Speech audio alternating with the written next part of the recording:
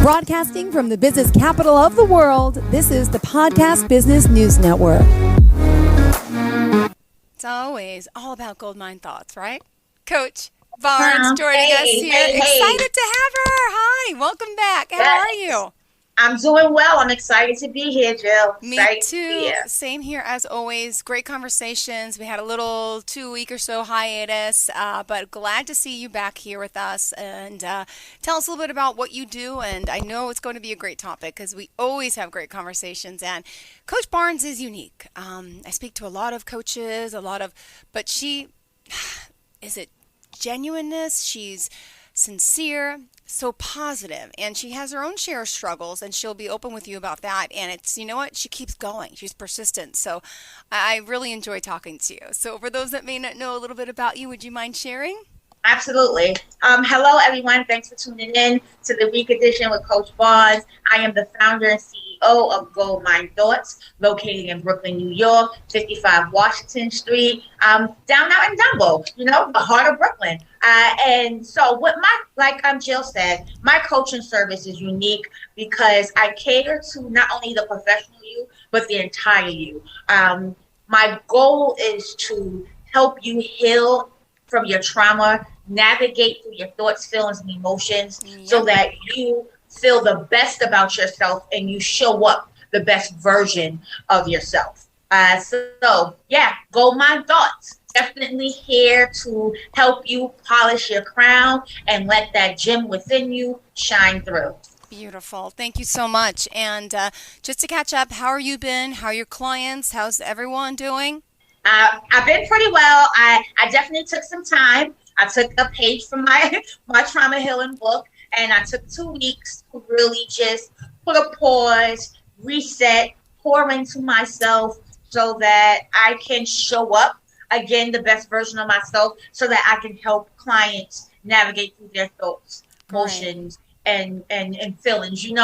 As an empath and as a leadership and life coach, you kind of go through this experience with your clients. Mm-hmm. So it's kind of like a shared experience, right? So as they're explaining to you what they're going through and, you're helping them navigate, you kind of get a sense and go through it with them as they relive those tough moments or those struggles.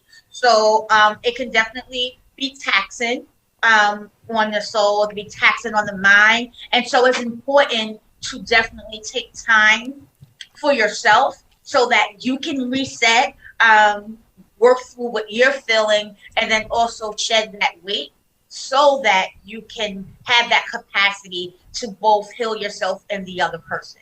Oh, that's beautiful because we all need some healing. We all need some help. We all need some guidance.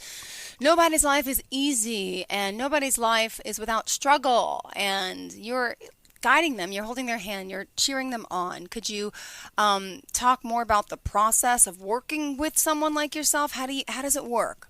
Absolutely. So what I originally do when we first come on, we do a consultation.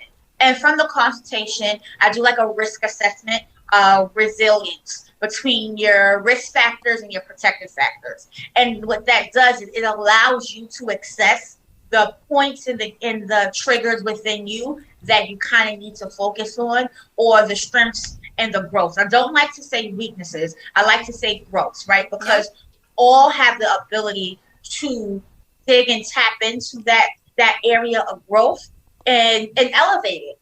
So when I think, usually people say, tell me your strengths, tell me your weaknesses. And then when I think about a weakness, it's kind of like you leaving it there. It's like, okay, I'm lacking in that area, and I'm going to leave it there. Yeah. But when you think about it, when you change the perspective and you think about it as a growth, now it has this positive spin to it, and you can say, you know what, I'm going to work at this. This is an area that I'm going to push myself, and I'm not going to think of it as I struggle in that area, so I'm not going to even tap into it. This is an area I'm going to tap into so I can turn it into a strength, and I can say, hey, this is how I progress. So I encourage them to think after going through that process, okay, now we can identify what your strengths are, and we can use those to help you elevate your growth areas. And so that's pretty much how we start the process, right? Going through that. And it's been very